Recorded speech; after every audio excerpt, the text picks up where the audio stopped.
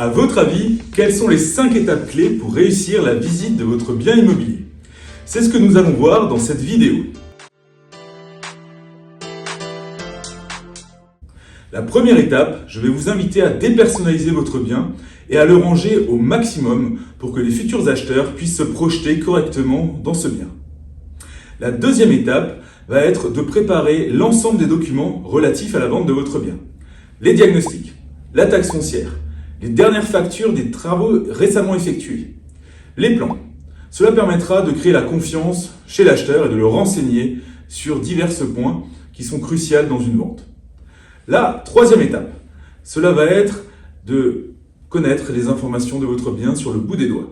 Les mètres carrés des chambres, du salon, les dates des travaux récemment effectués, le type de chauffage, comment fonctionnent certains équipements.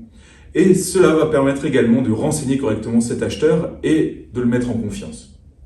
La quatrième étape va être de dérouler la visite dans un certain ordre. Il faut avoir une ligne directrice.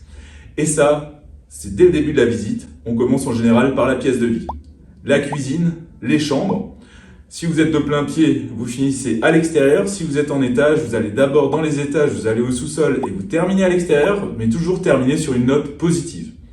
Il faut que cette visite se déroule sur la même ligne, dans l'ordre, de manière à avoir un fil conducteur et de rassurer cet acheteur.